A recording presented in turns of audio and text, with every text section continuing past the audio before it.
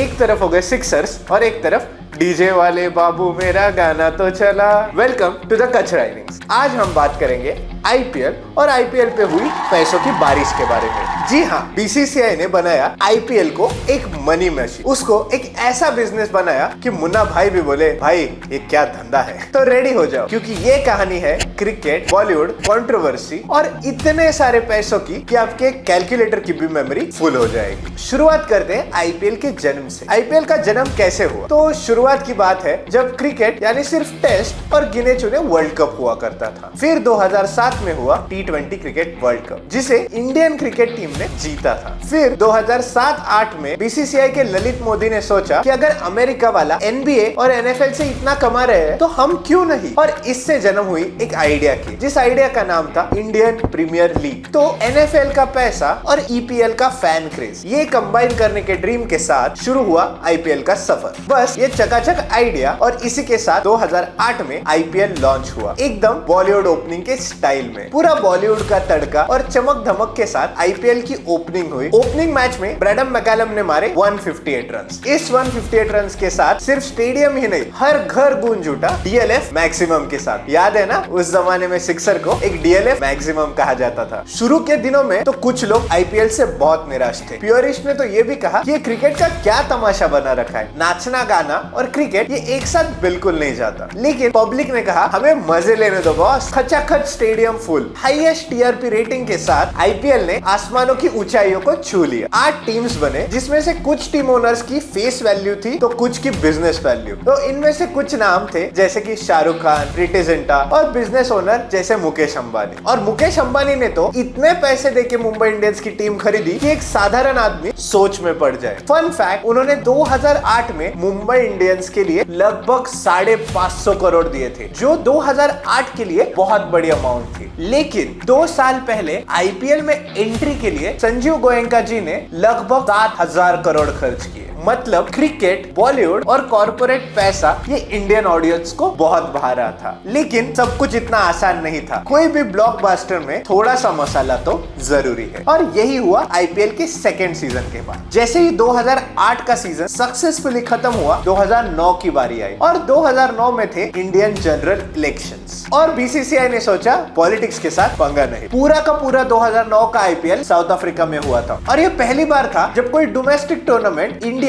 या कोई भी होम नेशन से बाहर हो रहा हो। और आईपीएल की तैयारी भी ऐसी थी, सब विदेशियों ने सोचा होगा ये कौन सा मेला हमारे देश आ गया। लेकिन हमारी पब्लिक भी कौन सा थकने वाली थी। 2008 का आईपीएल उन्हें इतना पसंद आया था कि उन्होंने दिखा दिया इंडियंस का dedication pro max. South Africa के मैचेस रात भर जग कर आईपीएल फैंस ने देखे, और आईपीएल 2009 को भी उसी तरह सक्सेसफुल बनाया जिस तरह 2008 का आईपीएल था। फिर 2010 का आईपीएल भी एक अच्छा और सक्सेसफुल आईपीएल रहा। लेकिन उसके बाद ललित मोदी के लाइफ में हुए कुछ घपले शफले, और ललित मोदी को बीसीसीआई ने बाहर का रास्ता दिखा दिया। अब सोचो, जिसका ब्रेन चाइल्ड ये आईपीएल था, उसी इंसान को इंडिया से बाहर भागना पड़ा। तो उसके बाद ये टूर्नामेंट का क्या होगा, और क्या बीसीसीआई उसे उसी एफिशिएंसी से एग्जीक्यूट कर पाएगी, ये सवाल सबके मन में आने लगा। लेकिन बीसीसीआई ने आईपीएल के ऑपरेशंस पे कुछ भी फर्क पड़ने नहीं दिया। पर इसी के साथ आया 2013 का सीजन, जो आईपीएल का सबसे बड़ा और सबसे कंट्रोवर्शियल सीजन था, क्योंकि इसमें आईपीएल के स्पॉट फिक्सिंग के स्कैंडल का खुलासा हुआ, और इसमें श्रीशांत जैसे बड़े नाम भी शामिल थे। और ये सिर्फ प्लेयर तक सीमित नहीं था, इसमें चेन्नई सुपर किंग्स और राजस्थान रॉयल्स के फाउंडिंग टीम के मेंबर्स तक के नाम आए। और एक फेयर इंक्वायरी के बाद 2015 में चेन्नई और राजस्थान को 2 साल के लिए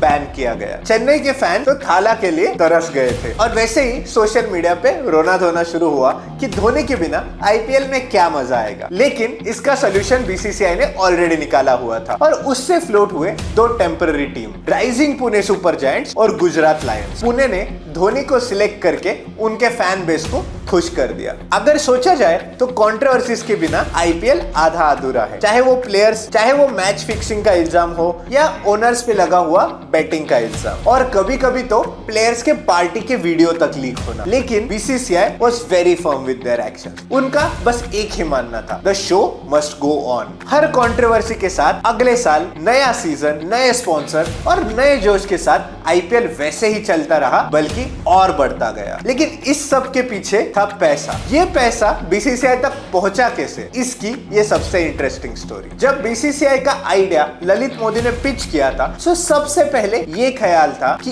इसको $1 बिलियन लीग की तरह लॉन्च करना है। लेकिन इसके पीछे एक बहुत बड़ा क्वेश्चन मार्क ये था कि इसके लिए $1 बिलियन देगा कौन। और इसी के साथ तलाश शुरू हुई बीसीसीआई के पहले आईपीएल ब्रॉडकास्टर की। और बहुत स्ट्रगल के बाद ललित मोदी ने उनकी होशियारी से सोनी को कन्विंस कर दिया और सोनी बने वो ब्रॉडकास्टर जिन्होंने आईपीएल के लिए $1.02 बिलियन पे किए पहले 10 साल के होस्टिंग राइट्स के लिए। सब लोगों ने तब सोचा, बाप रे बाप, $1 बिलियन। 2017 आते आते बीसीसीआई ने कहा कि पैसा बढ़ाओ और स्टार स्पोर्ट्स ने सिर्फ 5 साल के होस्टिंग राइट्स के लिए पे किए $2.5 बिलियन, जो लगभग 17,000 करोड़। पागलपन की हद। लेकिन ये तो बस शुरुआत थी, क्योंकि फिर आए 2022 के राइट्स ऑक्शन। लेकिन इस बार टीवी और डिजिटल राइट्स अलग अलग बिक रहे थे और इस बार ब्रॉडकास्टर ने इसके लिए पे किए 48,000 करोड़। और मजे की बात तो यह है, पहली बार डिजिटल स्ट्रीमिंग के राइट टीवी राइट से महंगे गए थे और ये राइट्स खरीदे थे मुकेश अंबानी की कंपनी वाईकॉम 18 यानी जियो सिनेमा ने। और उन्होंने एक शातिर चाल चल और इसी के साथ 2023 का आईपीएल उन्होंने जियो सिनेमा पे फ्री स्ट्रीम किया और इसी वजह से 440 मिलियन इंडियंस ने वो आईपीएल मोबाइल पे फ्री में देखा और इसी ने बनाया आईपीएल को most streamed league in the whole world. पहले फ्री डेटा और फिर फ्री मैच स्ट्रीमिंग। जियो ने इस तरह से हर मोबाइल में और हर दिन में अपने लिए जगह बनाई और इस रिस्पॉन्स को देख के जय शाह खुशी से पागल हो गए और उन्होंने ट्वीट किया, आईपीएल की पर मैच वैल्यू अब वर्ल्ड में सेकंड हाईएस्ट हो चुकी है। अब वो सिर्फ एनबीए से एक कदम पीछे और एनएफएल और ईपीएल से आगे पहुंच चुकी थी। और ऐसे नहीं था कि स्ट्रीमिंग के लिए लॉस में कंपनी बीसीसीआई को पैसे पे कर रही थी। एक लेटेस्ट एस्टिमेट के हिसाब से 2025 के आईपीएल में सिर्फ एडवर्टाइज से ब्रॉडकास्टर 4,500 करोड़ कमाने वाले थे। हर ब्रेक पे क्रेड हो, स्विगी हो या कोई और लाइन लगा के एड्स दिखाता है और शायद इसीलिए हमारा फेवरेट सीजन अप्रैल और मई तक पॉज में हो जाता है। और ये तो सिर्फ हुई ब्रॉडकास्टिंग राइट्स। इसके बाद थे टाइटल स्पॉन्सर। तो हमारे सबसे पहले टाइटल स्पॉन्सर जो थे वो थे डीएलएफ। उसके बाद आए पेप्सी, वीवो, ड्रीम 11 और फिर टाटा। सब ने आईपीएल टाइटल स्पॉन्सरशिप पे करोड़ों खर्च किए और ओनर्स को तो ये सेंट्रल रेवेन्यू से पैसा मिल ही रहा था। लेकिन उसके अलावा थे उनके individual Jersey sponsors, ticketing fees और मर्चेंडाइज। आईपीएल टीम्स के लिए जैसे पैसों का कुआं खोद दिया था बीसीसीआई ने और इसी कुएं के वजह से हर एक आईपीएल टीम की वैल्यूएशन हर साल बढ़ती जा रही थी और इसी की वजह थी लखनऊ जैसी टीम 7,000 करोड़ यानी कि ईयरली 700 करोड़ तक खर्च करने के लिए तैयार थी। फोर्ब्स के हिसाब से 2022 में हर एक टीम का वैल्यू $1 बिलियन क्रॉस कर चुका था और सबसे हाईएस्ट थे मुंबई इंडियंस जिनका वैल्यू $1.23 बिलियन पहुंच चुका था। यानी कि जो टीम मुकेश अंबानी ने लगभग 500 करोड़ को खरीदी थी उसकी वैल्यू आज 8,000 करोड़ हो चुकी थी। और आईपीएल हर साल माइलस्टोन्स और रिकॉर्ड बनाने के लिए फेमस तो था ही, लेकिन रिकॉर्ड सिर्फ ग्राउंड पे नहीं बन रहे थे। 2021 की टीम ऑक्शन में 2 नई टीम ऐड की गई, तब लखनऊ सुपर जायंट्स की 7,000 करोड़ और गुजरात टाइटंस के 6,000 करोड़ देख के शायद कुछ पुराने ओनर्स को लगा होगा कि भाई हमारी टीम भी खरीद लो, क्योंकि उन्होंने 500 से 600 करोड़ में उनकी टीम खरीदी थी। और ये रही टीम्स की बात। दूसरी ओर प्लेयर्स भी आईपीएल से तगड़ा पैसा छाप रहे थे। आईपीएल ऑक्शन एक ऑक्शन कम और रियलिटी शो ज्यादा होने लगा। लोग आईपीएल ऑक्शन का भी बेसब्री से इंतजार कर रहे थे। शुरुआती ऑक्शंस में कुछ प्लेयर 12 करोड़, 14 करोड़, 16 करोड़ तक कमा रहे थे, लेकिन फिर 2023 के ऑक्शन में पंजाब किंग्स ने सैम करन को दिए 18.5 करोड़ और उसके बाद तो 20-20 करोड़ ऐसे ही प्लेयर पे फेंकने लगे। इस साल के ऑक्शन में तो केएल राहुल, ऋषभ पंत, वेंकटेश अय्यर सब ने 20 करोड़ के ऊपर कमा लिए। अगर देखा जाए तो 2008 में 20 करोड़ कितने ज्यादा है ये कॉन्टेक्स्ट में लगाने के लिए 2008 के सीजन में एमएस धोनी जैसा प्लेयर फ्रेंचाइज ने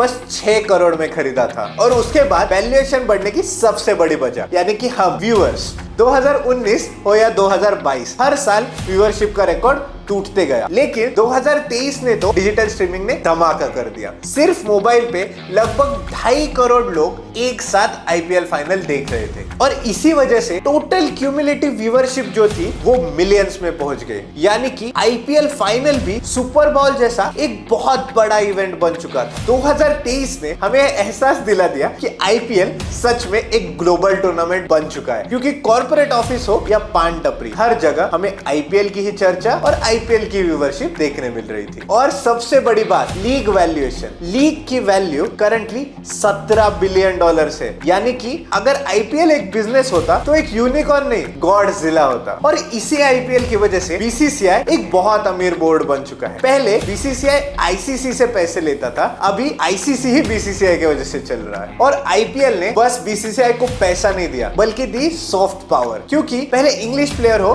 या फिर ऑस्ट्रेलिया, वो इंडिया में आते थे बस कुछ मैचेस के लिए। लेकिन जैसे ही आईपीएल बड़ा होता गया, उन्होंने आईपीएल को प्रायोरिटाइज किया। अब तो ऑस्ट्रेलिया, इंग्लैंड और वेस्ट इंडीज के बहुत सारे प्लेयर ने बोला नेशनल ड्यूटी बाद में पहले आईपीएल खेलते हैं। और उन्होंने आईपीएल टीम के साथ ईयर राउंड कॉन्ट्रैक्ट्स भी साइन किए हुए हैं। ईयर राउंड कॉन्ट्रैक्ट की ये खास बात है कि अगर उन्हें इंग्लैंड के लिए या उनके कंट्री के लिए खेलने जाना है तो उन्हें पहले आईपीएल टीम ओनर्स से परमिशन लेनी पड़ेगी उनके नेशनल टीम को रिप्रेजेंट करने के लिए। यानी कि अगर कोई भी मैच या टूर्नामेंट हो तो उन्हें प्रायोरिटाइज हमेशा आईपीएल या उनकी सब्सिडरी फ्रेंचाइज को करना पड़ेगा। आईपीएल का नाम इतना बड़ा हो चुका है कि वर्ल्ड का हर एक बड़ा प्लेयर बोलता है कि आईपीएल खेलना है भाई, क्योंकि उसमें पैसा भी है और नाम भी। और आईपीएल टीम ओनर ने इस क्रिकेट वेंचर से इतना पैसा कमाया कि उसके बाद में साउथ अफ्रीकन लीग हो, वेस्ट इंडीज लीग हो या फिर अमेरिकन लीग, हर जगह पे अपने फ्रेंचाइज खरीदी किए। और सबसे बड़ी बात तो यह है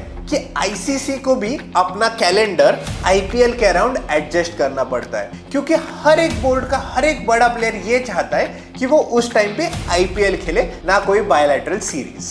और आईपीएल ने सिर्फ फ्रेंचाइज क्रिकेट ही नहीं बल्कि एक कल्चरल इंपैक्ट तक छोड़ा है। आईपीएल इंडियन पॉप कल्चर का एक बड़ा हिस्सा बन चुका है। आईपीएल का हर एक एंथम सॉन्ग, जैसे ये इंडिया का त्योहार, या फिर हर इंडिविजुअल टीम का उनका थीम सॉन्ग, हर एक क्रिकेट फैन के लिए एक इंडी पॉप रेफरेंस बन चुका है। रेस्टोरेंट, पब, बार्स या क्लब, हर जगह पे फैंस उनके फेवरेट फ्रेंचाइज को डिफेंड करने के लिए झगड़ते हैं। चाहे वो विसल पोड हो, ई साला कप नम दे, फैंस अपने टीम के लिए हद से भी ज्यादा पैशनेट है। आईपीएल पॉप कल्चर का हिस्सा इसलिए भी बना क्योंकि वो एक ऐसा मौका था जहां क्रिकेट मेट बॉलीवुड। और इस पॉपुलैरिटी की वजह से बीसीसीआई ने वुमेन्स प्रीमियर लीग यानी कि WPL तक लॉन्च किया। आईपीएल एक बड़ी लीग होने के पीछे ये भी था कि आईपीएल ने हर टीम के पर्स पे एक लिमिट लगाया था, क्योंकि अगर अनलिमिटेड फंड्स, अनलिमिटेड ट्रांसफर और नो रेस्ट्रिक्शन रखते तो शायद आईपीएल इतना कॉम्पिटिटिव ना बनता। Eight the end of the day बात चाहे कुछ भी हो, IPL had its impact on Indian cricket। पहले जो कंट्री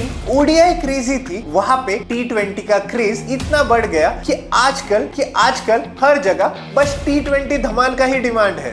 बीसीसीआई ने ये दिखा दिया कि इंडिया में क्रिकेट सिर्फ स्पोर्ट नहीं, एक धर्म बन चुका है। एक तरह स्पोर्ट्स की प्यूरिटी की बात की जाती है तो दूसरी तरफ पैसे की, क्योंकि शायद ही किसी ने सोचा होगा 2008 में ये जो गली क्रिकेट स्टाइल T20 टूर्नामेंट शुरू हुआ था वो आज 80,000 करोड़ तक का टूर्नामेंट बन जाएगा। एक रीसेंट एस्टिमेट था कि बीसीसीआई आईपीएल के वजह से हर साल इकोनॉमी में 8,000 करोड़ का कंट्रीब्यूशन करती है। यानी कि सिर्फ ग्राउंड पे ही नहीं, इकोनॉमिकली भी बीसीसीआई सिक्सर पे सिक्सर मार रही थी। आईपीएल के जितने फैंस हैं शायद उतने ही हेटर्स भी, लेकिन ये बात तो माननी पड़ेगी कि आईपीएल ने इंडिया को बहुत सारे प्लेयर्स दिए हैं और बहुत सारे प्लेयर्स को एक्सपोजर भी दिया है। और इसीलिए आईपीएल का शायद ये टैगलाइन भी है, where title meets opportunity. But at the end of the day हमारे जैसे क्रिकेट फैन बहुत खुश है, क्योंकि हमें मिलता है 2 महीने का नॉन स्टॉप क्रिकेट एंटरटेनमेंट। और सिर्फ हमारे जैसे फैन नहीं, बल्कि मुझे तो लगता है प्योरिस्ट ने भी आईपीएल को अप्रिशिएट जरूर करना चाहिए। नहीं तो किसी स्मॉल टाउन से आए बॉलर को शायद ही कभी एबी डिविलियर्स और विराट कोहली के साथ एक साथ खेलने का मौका मिल पाता। तो दोस्तों, आईपीएल की स्टोरी यही थी। 2008 का एक्सपेरिमेंट जो 2025 तक 95,000 करोड़ बन चुका है। और बीसीसीआई ने ये प्रूव कर दिया कि इंडिया में ग्लैमर और क्रिकेट से बढ़कर कुछ नहीं। तो एंड में बस यही बात याद रखो कि अगर क्रिकेट हमारा रिलीजन है तो आईपीएल एक तीर्थ यात्रा, तो उसे एंजॉय करो। और इसी तरह अगर आपने ये वीडियो भी एंजॉय किया हो तो इस वीडियो को लाइक करिए, हमारे चैनल को सब्सक्राइब करिए और कमेंट करके हमें बताइए कि आपको नेक्स्ट वीडियो में क्या देखना पसंद आएगा। और मिलते हैं अगले वीडियो में। Thank you.